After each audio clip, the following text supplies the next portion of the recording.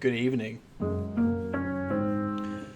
Shall we talk about deployment? So here I have on the table the big wall list that I just played in my recent league in my hometown. I feel like it's a relatively standard big wall list. There's nothing really out of the ordinary. Big wall can be played a lot of different ways, right? But this is sort of my take on it. This is a list that I'm super comfortable with. So we have 2 units of Ardboys, we have a unit of Reinforced Brutes, a unit of Gorgruntas, a unit of Bolt Boys, and then for heroes we have a Weird Knob Shaman, a Wergog Prophet, a Swamp Kala Shaman, Mega Boss with Destroyer, Gobsprak, all the kind of typical Big Wall stuff. That's not really what this video is about. What we're going to talk about is deployment. So there's a couple of things that are really important before you even start putting things on the board. The first thing that you need to know is, do you outdrop your opponent, or does your opponent outdrop you? The question is, who has the initiative of deciding who gets to go first? That's a really big deal, because if you have the initiative, if you're of who's going first or not, then it's going to change the way that you deploy, right? If your opponent gets to choose who goes first, then you have to deploy more conservatively. You can't leave things out in the open. If you get to choose who goes first, you can deploy more aggressively, because you can decide to go first if you wanted to. It really depends on the army, but that's a very good question to ask before the game even starts. It is like, how many drops are you?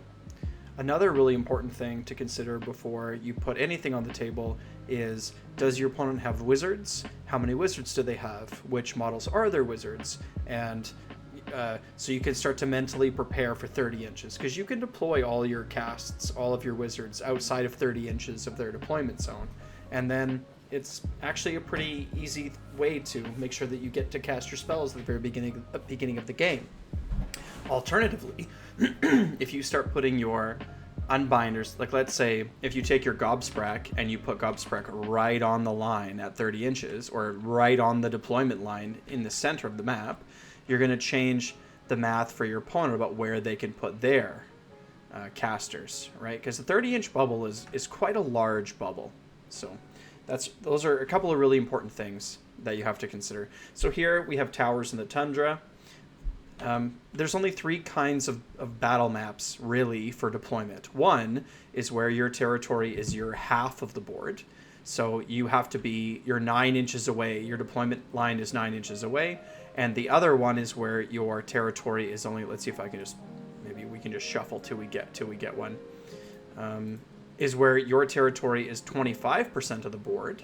So the deployment zone is more than 9 inches away from your opponent's territory, right? So here with this setup, this is Geomantic Pulse, by the way.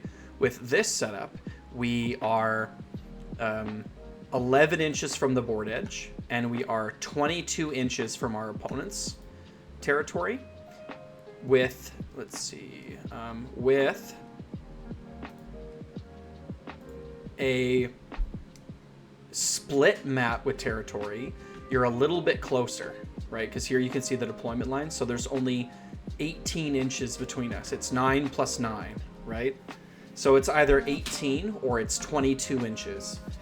And the third type is where they're kind of irregular. I mean, it's kind of a cheat, right? But the third one is where they're kind of where it's irregular, where you have something like this, or where you're deployed in corners, and then the math sort of changes in this case here. But so let's go back to our wizard towers here.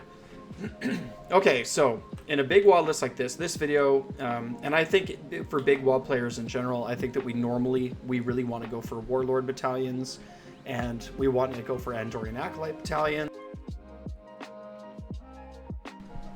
And once you start getting like 4 or 5 drops, then you might as well lean into it. So I believe my list here is 14 drops.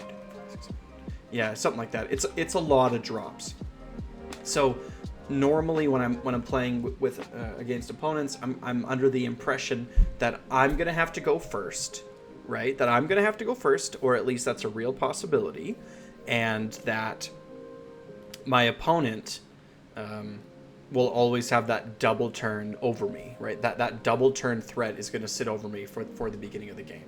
So what I generally want to do is I want to deploy in such a way that I have a minimum amount of space that I have to take on the board to get my 5 points. That's really kind of what I'm looking for. Yeah. Another thing to talk about with... Yeah, we'll go over that in the Iron Jaws deployment because it's way more relevant there. So yeah, I mean, if I'm having to deploy one thing at a time, which is the case here, I guess the first real question is, well, like, being high drops has its own advantages. If you're high drops, it means that you're going to get to see where your opponent has placed the bulk of their units on the table before you place your units on the table. It gives space for your opponent to make a deployment mistake. For example, putting their casters too close, and then Gobsprax within 30 and blows up their little heads. So I guess if you're looking at a high drop list like this, the first question is going to be like, well, what kinds of things can I put on the table that aren't going to affect, that isn't going to give too much information to my opponent so that they get a chance to make an error? Well, Bolt Boys aren't going on the table first. None of my casters are going on the table first.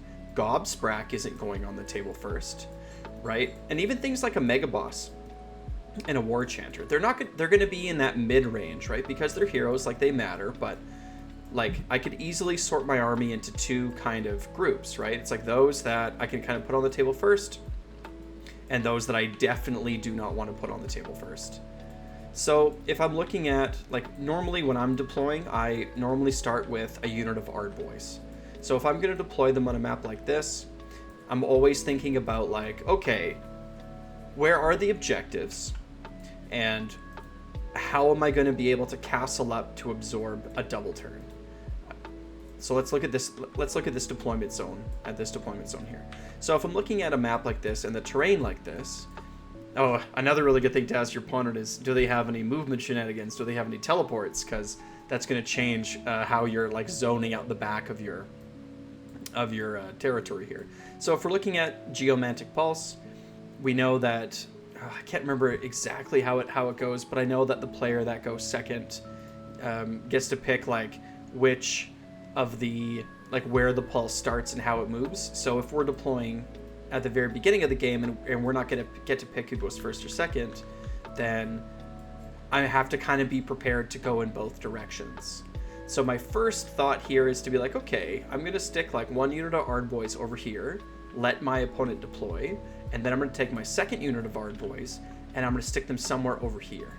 I'm going to take my little measurement thing, and I need to be within 10 inches of this objective so that I can, if I need to, I can run and grab it. So I'm not feeling like I can get enough feet on this objective, so I'm just going to slide these guys a little bit over. Yeah, that should do me a little bit better. So I can probably get like 5 feet on that objective here. So here I've kind of started building my castle, but I'm feeling kind of exposed. Right, because if we're going to deploy as Big Wagh, we are deploying as a castle. So maybe I'll actually throw my other unit of Ardboys over here. I'm kind of feeling like this piece of terrain right here is getting between me and it's splitting my army up. So if I go somewhere over here, this is feeling a little bit better. I could even, if I wanted to, go for more of an orientation like this to just cut out some of the space, or I could maybe even go for something more like this and try to, like, kind of put myself more into a corner back over here, and that all that seems fine. Yeah, let's go like this. So the next piece that I'm going to put on the board is probably my brutes. I tend to teleport my brutes because they're not very fast, so I'm going to use them to kind of zone out the back. Maybe I'll stick them over here. That seems okay. Up next, we'll put my pigs. My pigs will go over here on the flank. I don't mind putting them right on the line because like, they're super fast and fairly tanky, and I kind of want my opponent to feel threatened a little bit on this side. Ooh, that's pretty cool.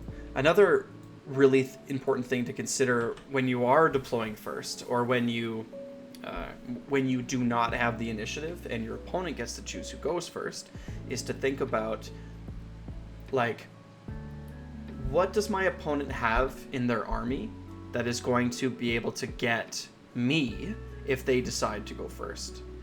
One thing that I will talk about in my Iron Jaws video about when you do have the initiative, when you are a 1 or a 2 drop list, is if your opponent makes a deployment mistake, that might be the only time that you really want to go first. If your opponent left a hole, if they left something important to them, vulnerable, then you can catch them before they get a chance to shuffle their units around, before they get a chance to get their buffs up. If you can catch them with their pants down on turn 1, that is a very strong reason to want to go first. And that's the same with Cruel Boys. It's the same with everything. Like Cruel Boys, you'll see a lot of Cruel Boy lists that are 2-drop lists because there's not a ton of benefit in going for a Warlord battalion. There's not a ton of benefit. There's not really extra enhancements that are key to our army like they are in Big Wagh a lot of the time. You can play a low drop Big Wagh list, but I tend to see relatively high big Wagh lists. So if I'm gonna put my, like, so far in this video, I've put my units on the line, but depending on what I'm playing against, I might decide that I need to be 24 inches away from their territory. They might have some good shooting that can get me at 24 inches, and I don't want to eat turn 1 shots. So that might change my mind about where I want to put my units on the front. I might decide that I need to shuffle everything over a little bit so that they are not as exposed. Same thing over here. Maybe I want to put my Gore Gruntas a little bit further behind. Maybe I want to be just within 9 of this objective so that if I need to, I can put 1-2 on the objective without really any trouble. Right? That's a very important thing. It's like, what can you do to me turn 1 if you decide to go first? Like, what kinds of traps lay in wait for me? Where are how many casters do you have? How many unbinds do you have? Do you have any teleport shenanigans? Are you, right? Like what kind of threats can you actually bring to me on turn 1? Because if we can kind of prepare to go first as a Big Wagh and then get ready just to take that double turn, because or to have it taken upon us rather. And then, I mean, with Big Wagh, the rest of it's pretty straightforward because you have to really think about your Weird Knob Shaman, and you have to think about what units you want to teleport. Like I said, I generally like to teleport my brutes, and then we would be measuring here. So you can see here that my opponent could put himself within unbind range of me. So depending if I wanted to get like magical dominance, I could put him further back. Also, you can see the pigs over here, right? Like they are not a teleport target because I'm putting them kind of outside my castle on the flank. So, you know, it's a consideration. You need to really think before you even start deploying. You need to kind of understand what units, because Big Wagh is a toolbox army, you want to already understand what units need to go where to have a successful game, to counter what your opponent is trying to do. So in this case, with my Gore Gruntas over on the side, I'm not going to Hoarfrost them, I'm not going to teleport them, they're just going to be flankers. If I feel like my pigs are something that needs to be Hoarfrosted and teleported, because I mean realistically when we're looking at a Big Wagh list, I tend not to teleport Bolt Boys because like I want them to hasty shot and move up the board. I tend not to teleport Gobsprak. The Mega Boss, the Brutes and the Pigs tend to be the units that I teleport the most, so making sure that they are all within the Weird Knob Shaman's range is really important. Same thing with the War Chanter. If I'm going to teleport something, I'm probably also going to be giving it that buff, the Violent Fury, so I want to make sure that they are within the Violent Fury range. This is the command range of the Mega Boss. Yeah, and the Mega Boss too, right? Like, because the Mega Boss gives out 2 commands, I want to make sure that whatever units I want to give those early commands to are within range. And then Wergog Prophet, we need to make sure that we are within Hoarfrost range. So this is a 12-inch range. Yeah. So we got to make sure, okay, so we're looking pretty good here, looking pretty good there. Gobsprak can kind of go wherever. It looks like because I deployed my Ardboys far back that Gobsprek's going to have a little bit of a hard time fitting in here. He's definitely going to be outside of Unbind range for turn 1, unless my opponent has already stuck his units right here on the front. Gobsprek, depending on what my opponent is running, is a model that I will put over on a flank all by himself. If my opponent put some important casters over here, like I would happily deploy Gobsprek there or someplace over here in an attempt to get his those unbinds going turn 1. Yeah, because I mean a redeploy from Gobsprek does get a reroll for the redeploy, so he can and because he can fly, he can get over terrain a little bit more easily than a lot of other models. So I'm kind of more willing to put him in more vulnerable positions. And then here we have our Bolt Boys. Same thing with the Bolt Boys. Because I'm putting them on the table close to the end of my deployment, I can kind of check to see what my opponent has left within range, right? So if I know that he can't really get to me on turn 1 like this, you can put him in a more vulnerable position if they are going to hit something. Another huge consideration to think with Bolt Boys and with all your Cruel Boys is it's a really smart idea to start them all 3 inches away from terrain, because you're looking to get that turn 1 battle tactic sneak up, or at least have it be an option. So I mean, it really kind of doesn't matter all that much. The biggest, most important thing if you're deploying, or if you're going second with Big Wagh, is what can my opponent do to me on turn 1? So I need to make sure that if my opponent can do something to me on turn 1, I need to deploy in such a way that I'm dissuading him from doing that. Unless you're setting a trap, right? Deployment is huge in this game. Deployment is such a big, important part of the game. I can't count how many games I've lost in the deployment phase. So, how many drops are you? Who are your wizards and how many casts are you? And what can you do to me on turn 1? Do you have any teleport shenanigans? Okay, I've gathered all that information from my opponent. So then, what do I need to make sure that I am safe against? So you can do these things to me on turn 1. So how can I deploy in such a way that you can't take advantage of that? And then what are my important pieces? And how am I going to make sure that I'm getting the buffs that I need to get at the places I need to get them? So if we're looking here, right, I can't teleport my Bolt Boys. So I could even move them in a little bit because I only have to be within 3. So now I can teleport everything else. Cool. Hoarfrost. I can Hoarfrost the pigs, which is really the Hoarfrost target that I want. Right, Hoarfrosting the pigs is really the number 1 thing that I want to Hoarfrost. Right, those tusks and hooves are pretty important for as a Hoarfrost target. Oh my internet is not happy with me today. I'm unsure why. Really slow. Whoa, see, look at that crazy business. So yeah, Big Wagh's all about ranges. At least for the Swamp Kala Shaman, it's pretty easy to stay within 3 using the Pot Grot. Yeah, there it is. I mean, I don't know what else there really is to say.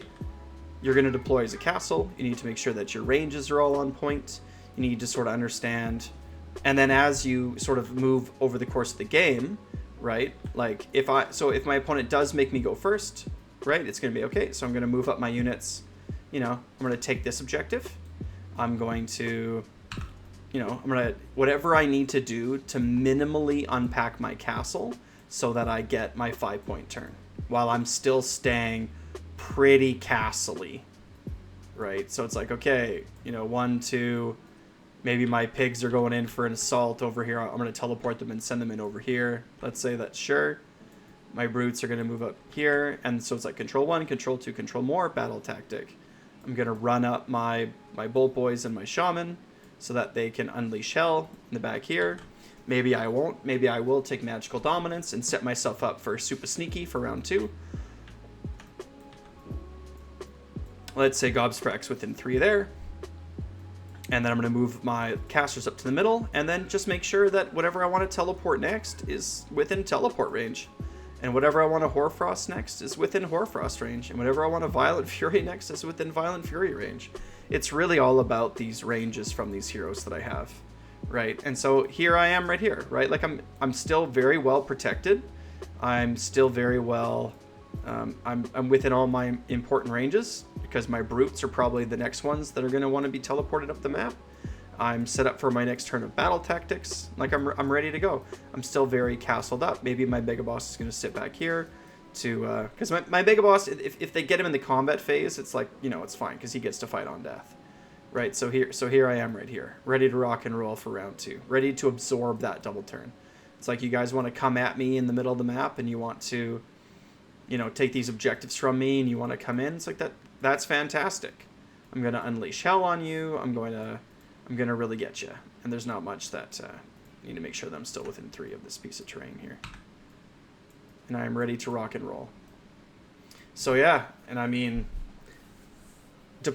having low drops in a lot of ways is more challenging because you have to not make deployment errors that your opponent can capitalize and sneakily decide to go first and get you. Before you deploy, you need to sit down with a piece of paper, like for 2, 3, 4 minutes. Like, it's a really important phase of the game. So take 5 minutes. Get out a piece of paper. Decide, well, what am I buffing turn 1? What am I buffing turn 2? Just those 2 turns. What am I doing turn 1? What am I doing turn 2? What's my battle tactic for turn 1? What's my battle tactic for turn 2? Okay. What can my opponent do to me on turn 1? And then after that, it's kind of, you know, like turn 2 is going to be whatever it is, you know, like there's nothing you can do, but on their first turn, what am I afraid of? Can they get me with something on turn 1? And then make sure that you are not leaving yourself in an open position so that they can shoot you or cast on you or unbind you or whatever they might be able to do to you on turn 1, so that it dissuades them from going first. They make you go first. So, you know, because you don't want to give them like an easy deployment victory. I've seen that lots of times before. Anyway, I'm gonna make one video about Big Wagh, one about Iron Jaws, and one about Cruel Boys. So be sure to keep an eye out for those. Until then, let me know if this helped. Like, is this helpful? Do you have any more questions? If anyone out there wants to sit down with me and do some deployment practice in TTS, so we can make some videos that are more specific against specific armies, please let me know, because I would happily do that. That sounds like a lot of fun. But until then, thanks to my patrons. Join the Discord, like, subscribe, and Wagh.